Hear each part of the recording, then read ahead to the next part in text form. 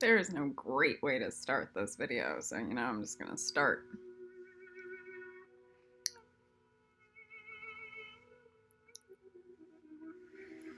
It's 4 o'clock in the morning. It's my life.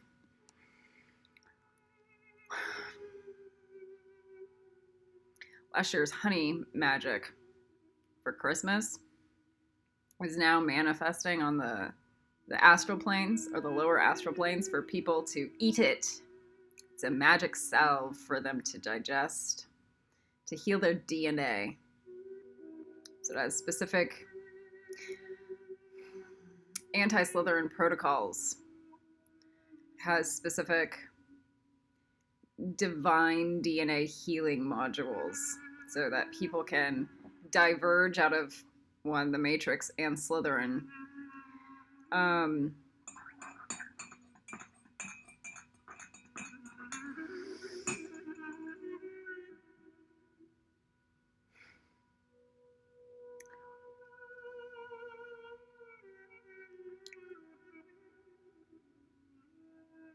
look better today. This is two days in a row where I haven't been stabbed. Swords are still coming my way, but it's infrequent, and it's usually transmuted in the process or right afterwards. So it's still shaky grounds, but man, big improvement.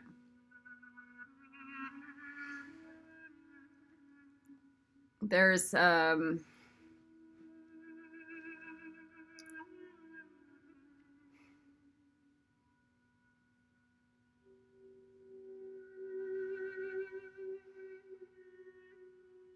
you measure reality, you need to measure from the bottom of the clippeth, or the bottom of the underworld. If you want to measure reality by your daily experience every day, and kids are starving in Africa, you live in a fantasy land of delusion. You think 3 million little girls aren't getting their genitalia cut every year, then you're living in a horror show. But because you might live in suburban California or in the backcountry of the US, and your life is rather peaceful,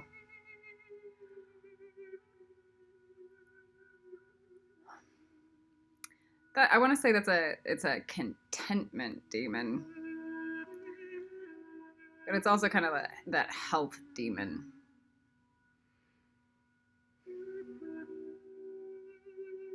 Sometimes I'll sit on the bottom of the clippeth and feel the pain and severity just to get a reality check. Reality check of where the whole planet is, instead of just my experience.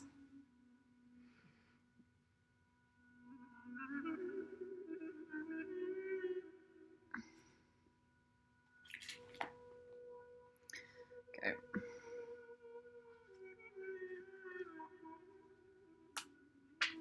We spend a lot of time doing grids to create protection and enlightenment, basically.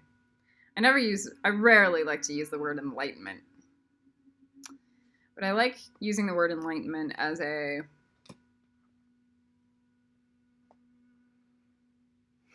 it's like a journey of discovery of all of the fucked up things and maybe how to fix them.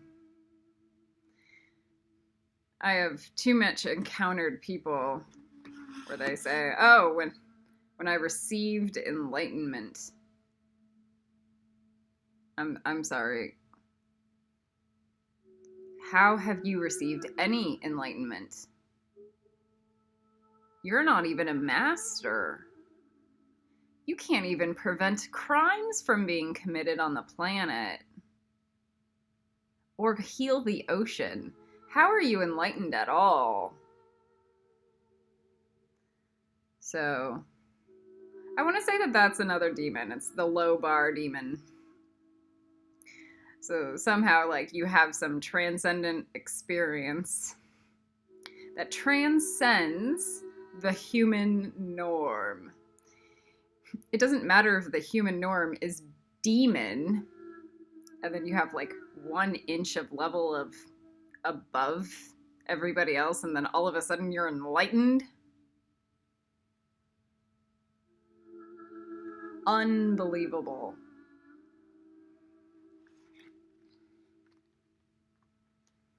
I felt Monica Potter come through, and she was trying to use a mirror as like pointing the finger at me, and this is her demon. Huge. Is that, I want to call it the princess demon. She thinks she's elevated. She does no real training. I can see her DNA. It's crap. She can't even do her own egg grids. She provides nothing real of value. She's not sending protagos to my dragons all day long in huge clumps of salves. She can't carry her own weight. I have to send her stuff every day. And then I have to listen to her complain. Over, it's like the princess and the pea. Like the one little thing, like little things that she can't stand about me. So I'm her slave.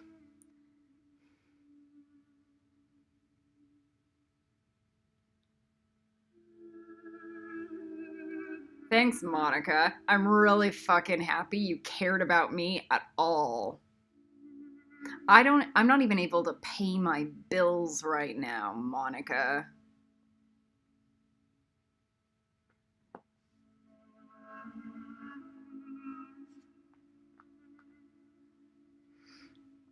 So 45,000 hours of shaman training, of deep soul work, excruciating rejection and pain. And there is no end. It's only punishment up front. And for entitled movie star princesses like you, I am going out of my mind.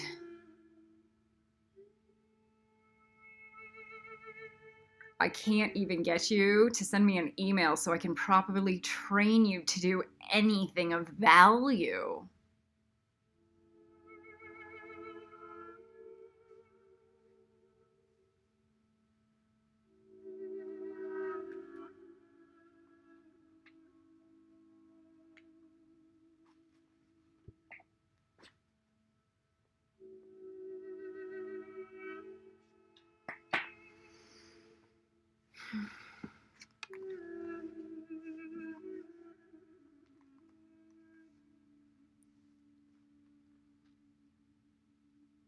What I just did right there. Not real masters do it a lot. It's the I will make you wait for me demon so that I can feed off of my own ego of self-importance, and my time is more important than your time.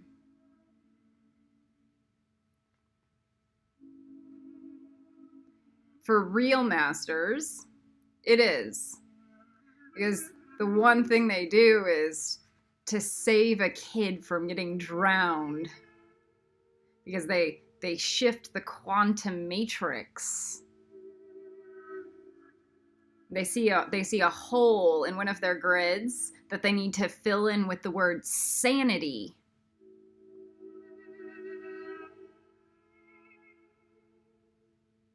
So at that point, my time is more important than yours. Because you wouldn't have even cared.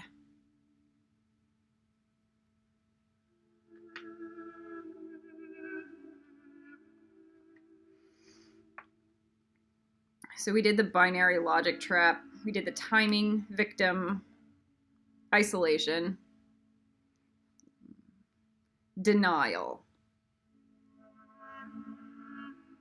The denial demon.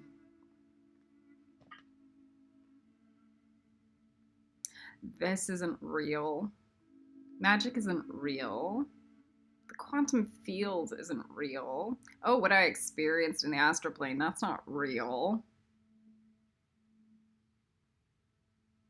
So it's like waking up from a horror show. Or where somebody told you did really fucked up things. And you go, oh, it's not real. Khaleesi's brain isn't real.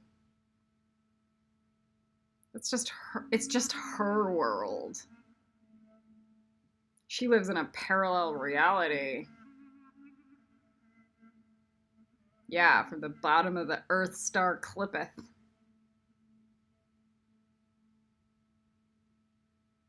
Spewing facts all day long.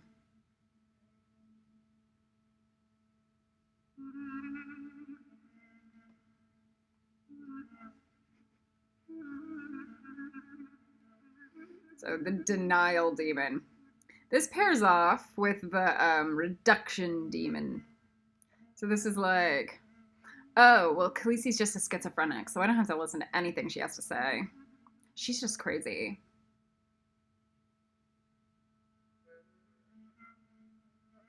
It's a really clear convenience. So even if Star is psychotic, I still listen to what she has to say and do the self-work and self-reflection around it. Because just because she's crazy and has a giant brick wall doesn't mean that there might not be evidence or truth behind anything she has to say to me. Even if she's a psychotic cunt stabbing me, I still do the self-reflection work. There's something there that I need to fix. Because if I was perfect, she wouldn't be stabbing me. Like, if I was perfect, I might have fixed her so she wasn't stabbing me. I would have fixed the planet. So there's something deeper that needs to be healed. Now this does not in any way entitle anyone to look at me and then go racist without any kind of evidence of my entire life, or murderer because some fucker that was tailgating me and attacking me falls off of his own bike while kind of high.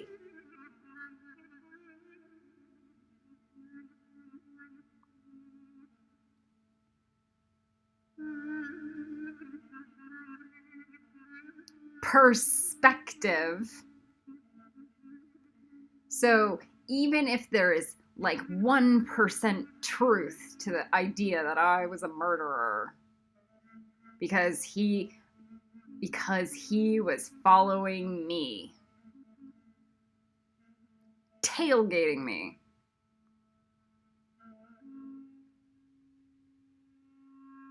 it does not engender her. So that's another demon. That's the blame demon. Or the twist quantum reality demon. So it's where you blame the victim instead of the person that was the aggressor. That's like blaming. That's like blaming somebody who just got raped, that they're the rapist.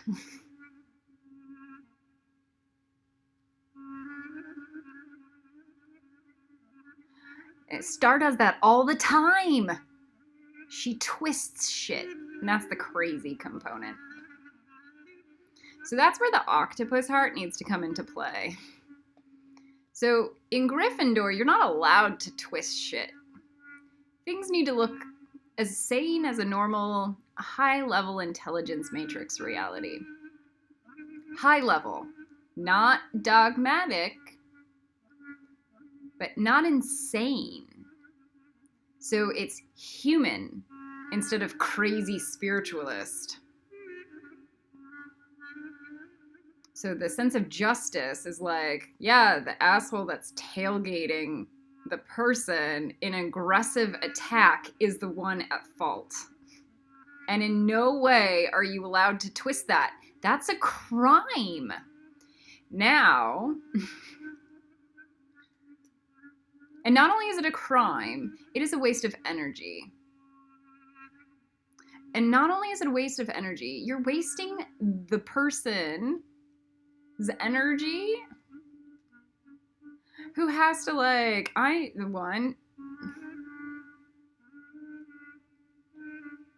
I have 5 million jobs to do other than entertain the idea that I murdered him.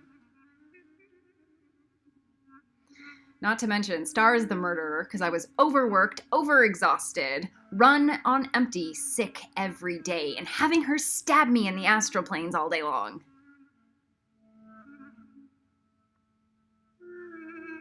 And every week I was sick.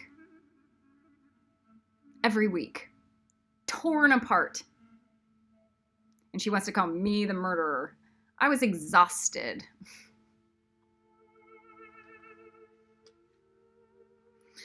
So,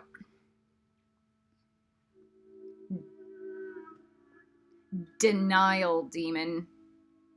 Her. I already know what I did wrong. Star refuses to admit anything she did wrong at all. 0. She refuses to admit anything that she did wrong.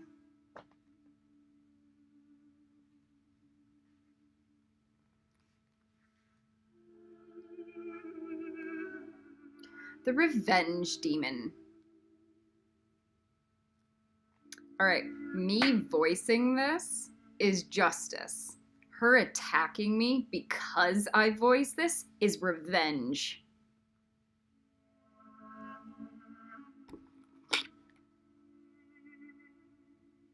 And that's all I think about her. That's all I think about her all day long. And that's why she will never, ever get out of Hufflepuff. Ever. Because a Gryffindor has to master all revenge energy.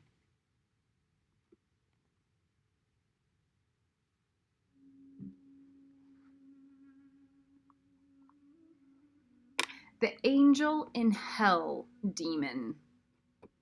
All right. This is the demon that goes, because you landed on this planet, you're as bad as these other fuckers.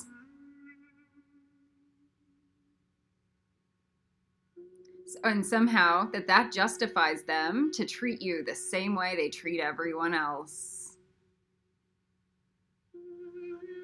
So they're allowed to stab you because you have no good karma. You have no divinity.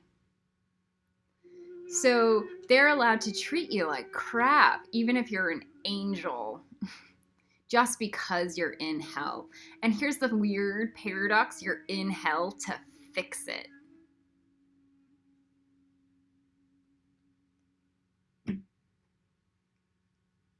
Ew. I just feel the Dalai Lama being gross on me all day long, including now.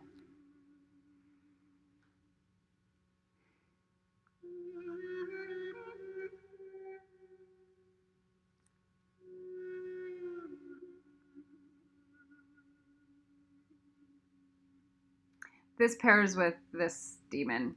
It's pretty clear. The you must be asking for it demon.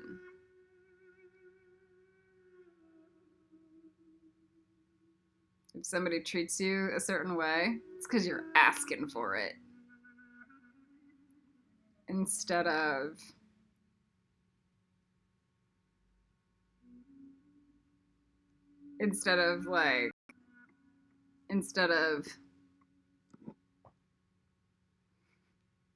I've been asking to be treated with respect and healthy boundaries day after day after day after day, and I receive none from anybody.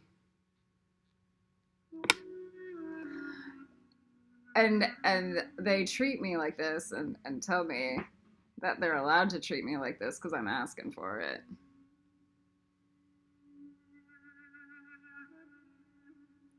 The only reason I'm asking for it, the only reason, is because I haven't set the better boundaries and I'm testing how divine they are and if they're even human. So at that point, I'm like, I am poking the bear a little bit to see how demonic they are. And sometimes they'll bite me. And it's not like I'm asking for it, but like,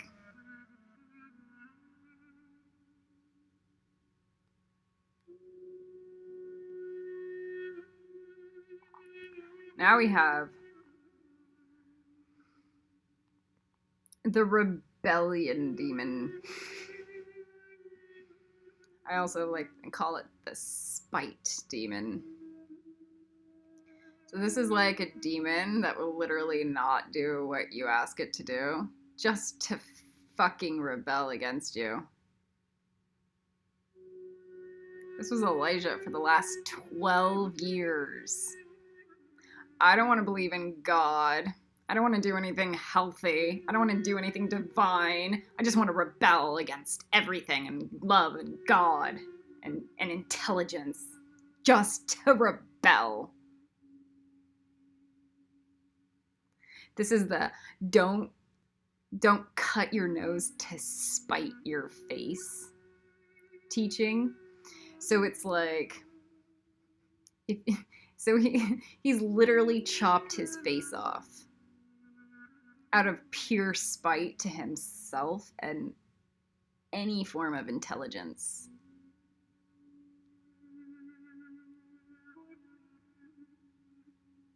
When you rebel, like, here's the deal.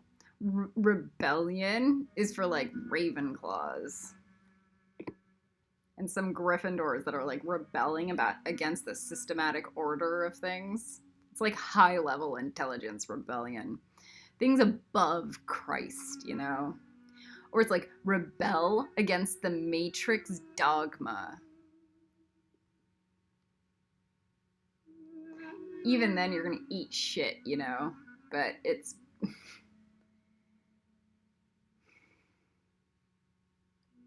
rebellion, really good rebellion, is for Gryffindors and Ravenclaws. People above the wheel of karma that know what they're doing. It's not for the entitled bubble boys that have like millions of dollars that think they're cool just because they want to start smoking all day long. They rebel so much they get cancer, and then they create pain and misery for everybody around them.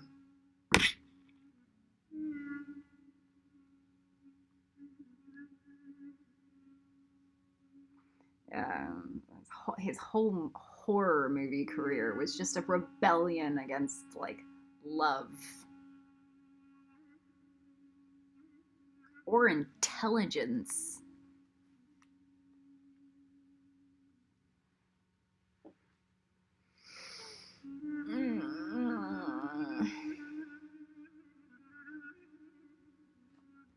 I've got 4 more demons and then maybe I'll improv the rest.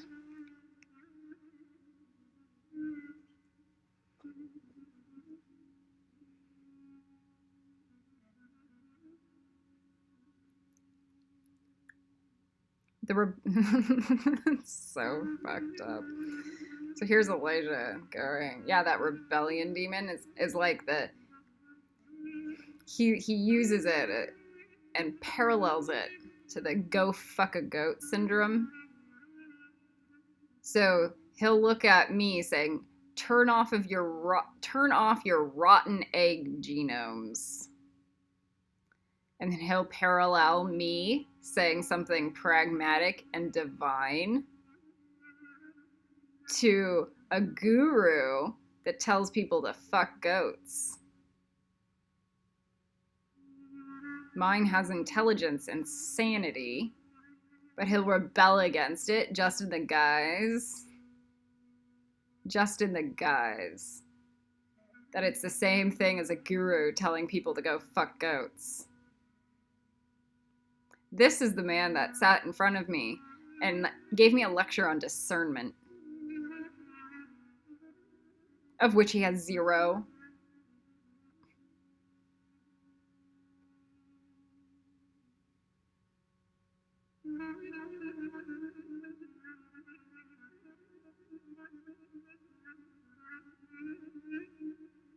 Turn off your rotten egg genomes.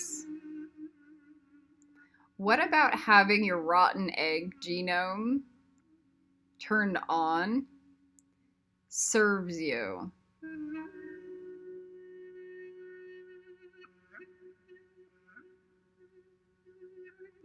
How does it serve anyone? How does it serve Mother Earth? How does it serve your kids?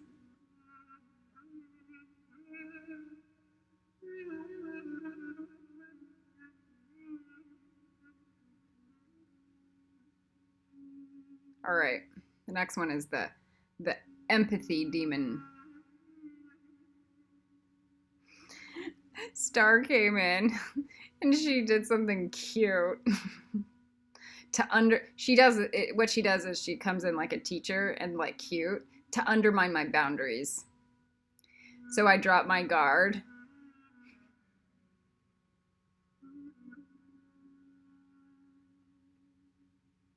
So she can stab me again. All right, the empathy demon. So she came in and she goes, it's the Kali Ren got fat demon.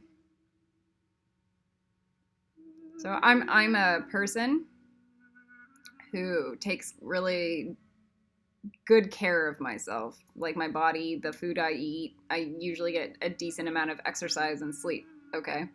I do this because I am working with high-level magics, huge amounts of emotional energy and dimensional shifts daily. And if I do not take care of my body, I will fucking fail. All right. There's this empathy demon that will throw me out of whack. I have to empathize with fat people by becoming fat.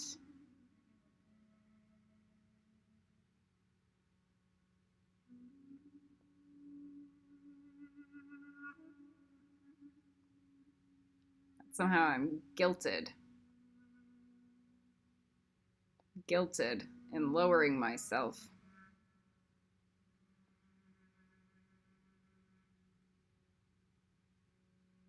Lowering my health and even my ability to function, to be of service or value to God.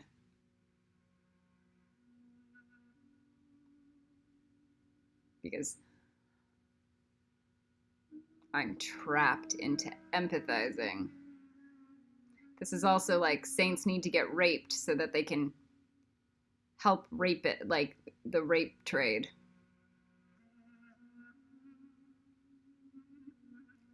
No. No. And I just feel Elijah agreeing to it, and that's even grosser. No, saints do not need to get raped to fix the rape trade. Nor should masters of any capacity. These are the weird old patriarchal establishments of thought forms on the planet. It's pretty demonic.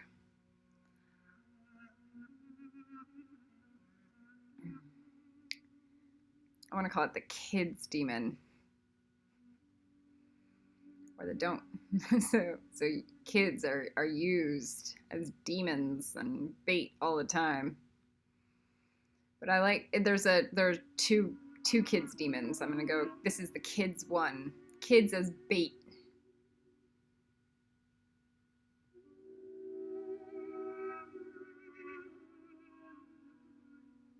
So Star had me teaching preschool, and I hear her often telling me to grit up the children that I taught in preschool, and I do. She uses it as a way to create a sense of authority over me, as somehow she knew exactly what God's plan was. So that she can then continue to tell me what to do and lord over me.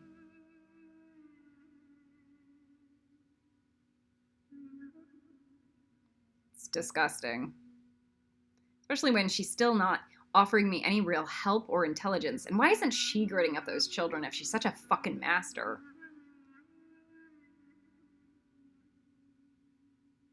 So she'll sit there and lord as I slave and grid and slave and grid.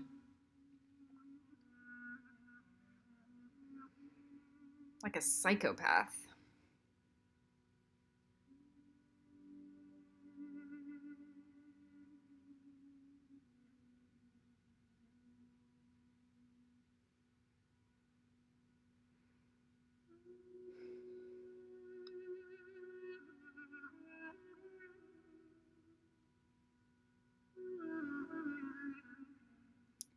The kids as bait also works as like, see, look at all the kids I'm taking care of, but not even in a good way, you know?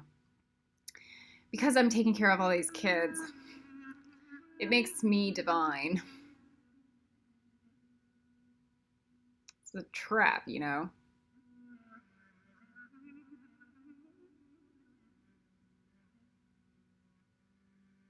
Especially when you're intelligent and you have high standards and you've done everything, like watching all the Caesar Milan and America's Super Nanny, and you know exactly how kids need to be trained and helped and healed and taken care of. And those people have none of those signs of intelligence. And refuse to watch those shows, apparently. And use those like understandings in daily practice.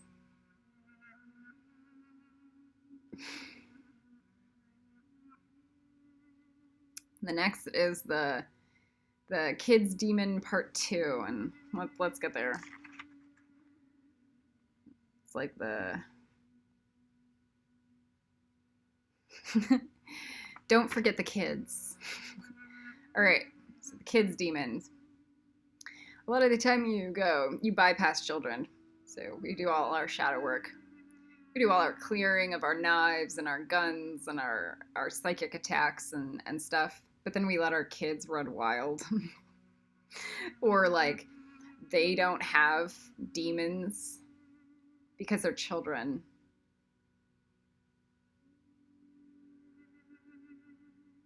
Like Elijah's kid isn't going to become the Antichrist because it's a kid.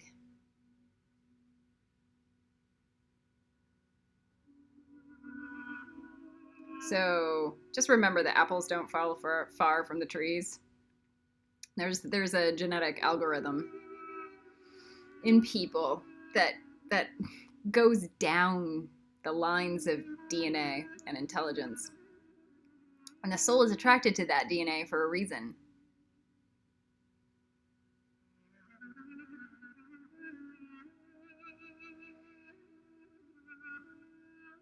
I have nature loving on one side of my family, and I have elite scholar on the other side of my family. High level. That's what I got.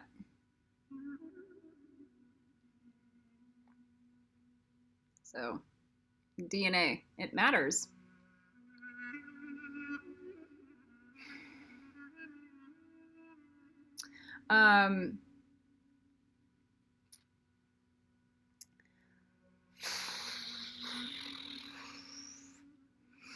It doesn't have to be your direct parent. It could just be your historic pattern of family members throughout history.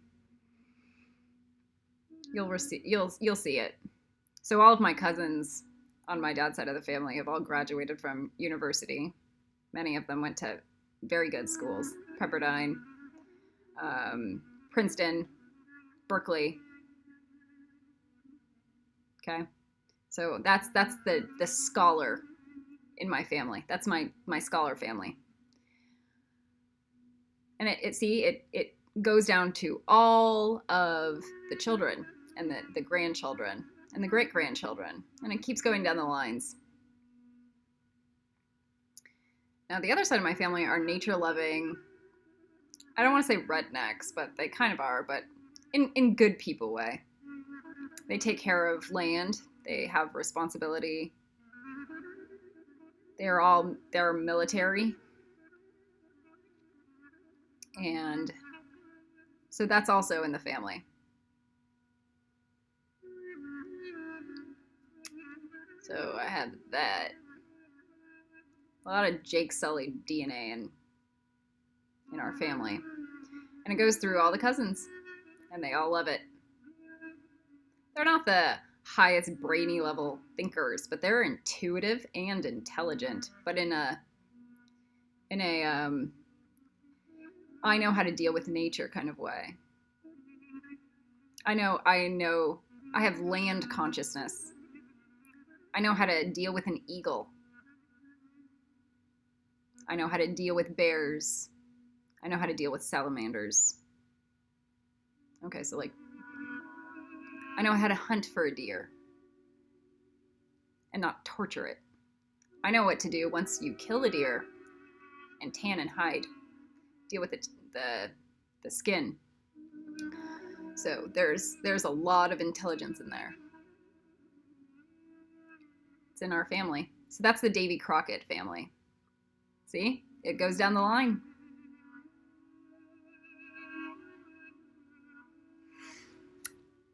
Kids. So if Elijah is a demon,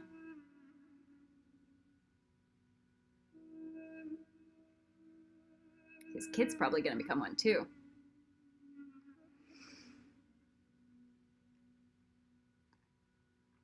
So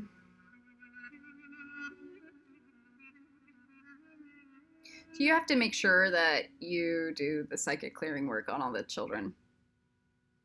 You have to make sure that there are clear boundaries for parents that are unsavory, because you know what that kid's probably going to become. So you have to, like, if you can heal the DNA of that kid, it's probably decent. The worst of my mother is that she's cruel. So I had to heal that DNA pattern in my mom. Cruel. And the worst of my father is that he's like isolation and abandonment. I don't abandon so much, but I do isolate.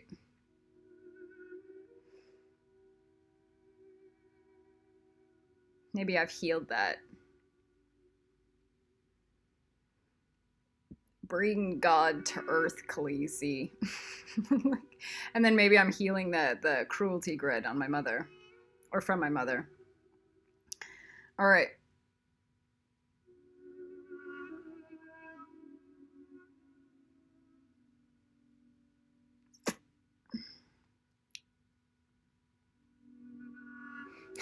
I just heard somebody say the Archangel Kali Ren prison.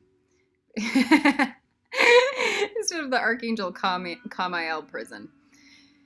It's a demon. All right, so somebody might look at me or my life and then go, I want to be Archangel Kamael. So now I'm in competition with Kali Ren. So that gives me the permission to attack her. Because if she was really Archangel Kamael, she'd be able to handle it.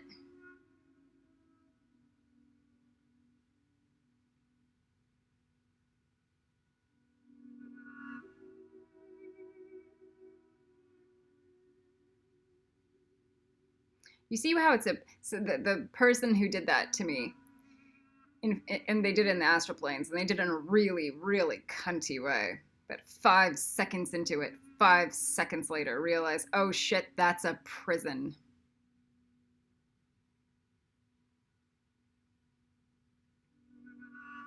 Because the minute they take on the Archangel Kamail position, that's what's going to be happening to them all day long by idiots and narcissists and Slytherins.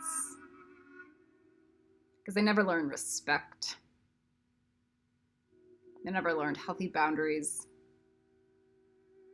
And now they're just a Slytherin trying to fiend off, like, fiend off others, trying to undermine them. So here's the deal. If you want to, this is how a real Archangel Kamail in training would behave. How do I be of service to Archangel Kamail? Like, I will make sure that I take on all the responsibilities and make sure that all of the dragons are then the Archangel Kamail's responsibility. Every single one, including Lucifer. So you need to make sure that all of the dragons are taken care of and Protego Totalum with Salvio Hexiad and everything every day long, all day long. And then you go, oh crap, and Mother Earth needs to get taken care of. And then all the little children that are getting raped, that's your karma, not theirs. And then you have to deal this, and you have to do this, and then you have to get shot in the head by some angry black man because you just said black lives didn't matter, because you know the truth of like what divinity is, and it's not about the color of your skin that makes you who you are, or what entitles you to matter, ever. So you're not even allowed to be logical without getting stabbed or shot at. And they'll never get over it. They'll never. Because that's not how life works. That's not how they work. They'll never connect to God. I'll see them praying to Jesus all day long. But when Jesus shows up and gives them an instruction manual of what to do to make their lives matter and make everything important, and do you understand? They won't follow it. They'll just expect Jesus to save them. And then they'll say Jesus was black, which is kind of an embarrassment to Jesus. He was brown.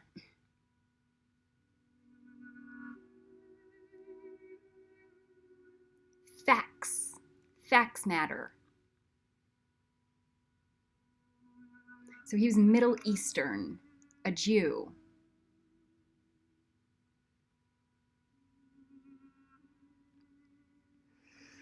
And then when Archangel Kamail comes around and has an entire instruction manual of what to do, you don't even listen to that either.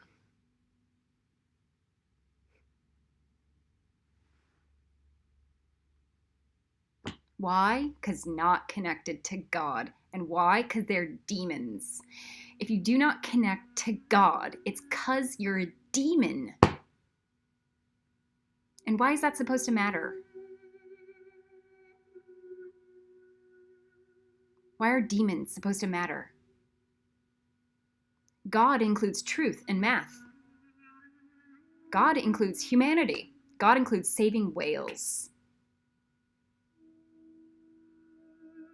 Those things matter. Not humans watching TV shows all day long.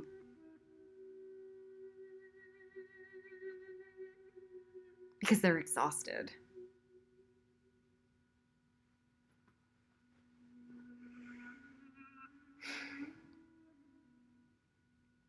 When you get to the point of where I'm at, you don't even see people in race at all. Because you're too busy thinking, like, how many dragons do I have to take care of all day long? How many problems are on this planet? And how do I make sure that all the little girls on the planet don't get their fucking clitorises cut out? Or sold into sex slavery? See how the Archangel Kamail is a prison? And then I have to still worry. I still have to look over my shoulder because I say that the Black Lives Matter movement looked like shit. Because some fucking prick is still gonna shoot me because of it. It's a prison, you know? It's a demon. It's a demon prison.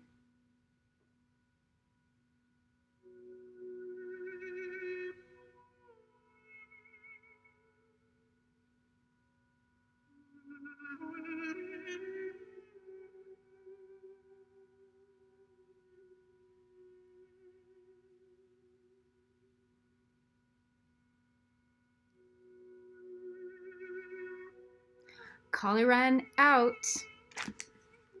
And fuck everybody.